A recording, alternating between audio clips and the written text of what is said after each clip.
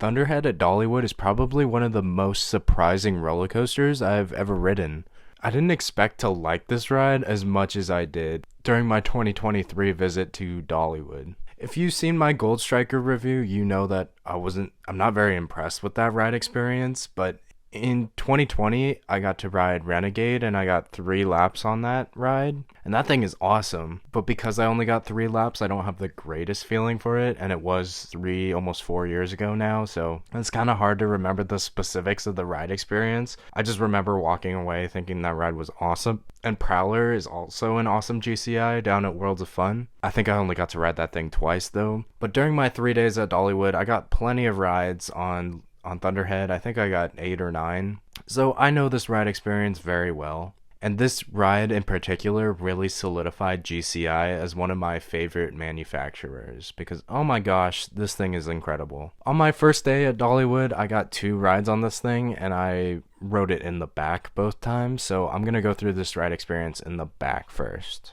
When you roll out of the station, you hit like a 270-degree turn or something, and then you go right up the lift hill. But the turn is actually pretty tight, and if you're in the back row, you get some nice laterals to start things off, so that's pretty fun. The drop on this thing pulls you down pretty fast, so that's so much fun. It is a curved drop, so you don't really get airtime on it, unlike the one on Gold Striker. And the first valley is probably one of the shakiest parts of the ride.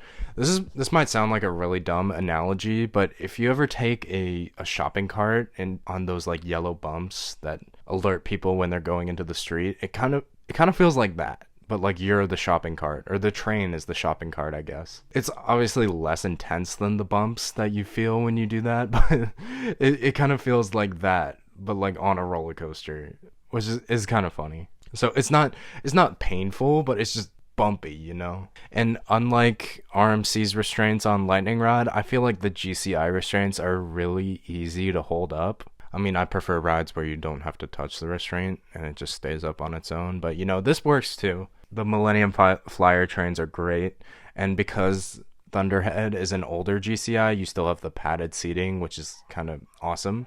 It's very comfortable. And for whatever reason, I feel like for this ride in particular, I was able to get like a freaky amount of airtime room. So I experienced all of the airtime this ride has to offer in both the front and the back. But moving on, in the back row, on this first turnaround, you don't really get anything unless you're in the right seat. In that case, your head gets really close to the wooden handrail, and that's a really awesome near miss, probably my favorite on the ride. After that, you get a couple solid floater pops, one under the lift hill and then another right in front of the station. Then you hit a turnaround, and then you hit the station fly-through. The only other station flyby that I've experienced is on Apocalypse, and because Apocalypse's station has like closed walls, while Thunderhead is open air, it's a lot quieter than the one on Apocalypse. The fly-through on Apocalypse is like kind of insanely loud to the point where it might be a health hazard for the ride operators who have to hear that all day. The open air, it still works, like the effect works as intended.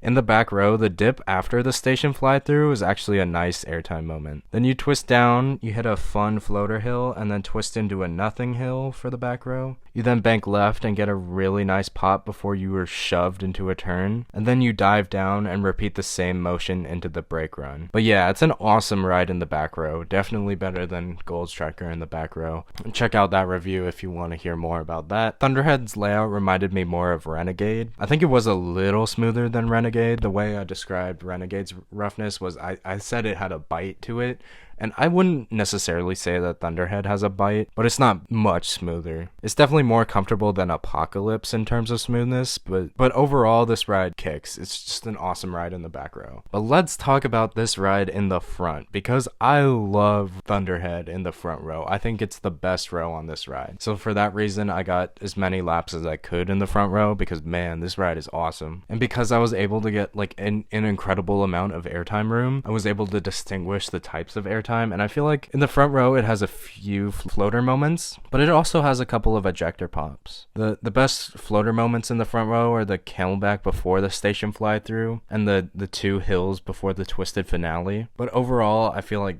this ride experience is just so much better in the front. It's a little smoother and the airtime feels just as strong. The first element after the drop has a huge pop in the front row. Well, as I said earlier, it's a nothing element in the back. And I love elements like that where it pops you up and then throws you to the side. That's just an awesome element to start out the ride experience on Thunderhead that's just completely missing in the back row. The pop into the turnaround afterwards is also very strong, plus all the straight camelbacks hit, as I mentioned earlier. The moment after the station fly through is actually very poppy and sudden, but it is kind of short, as you can tell by the profiling. The two moments where it throws you up into the air and then to the side while it turns are at the end of the ride, and I feel like that's an awesome way to end the attraction, because that's just such an incredible experience. Having that variety of forces in that short amount of time is just spectacular. The first one is stronger than the last one, but both of them definitely hit. As I'm alluding to, I like these moments better in the front row than in the back, but they still hit in the back row, which is more than I can say for Gold Striker. So overall, I think this is a very strong roller coaster. It's not my favorite GCI, and I think I still prefer Renegade, because I remember being blown away by that ride, but it definitely surprised me. I liked it a lot more than I thought I would, and it's a very strong number 2 at an incredible theme park. I would take this ride over Prowler though, so I still think it's a very strong GCI. Like, I have vivid memories of hitting the brake run on Thunderhead, like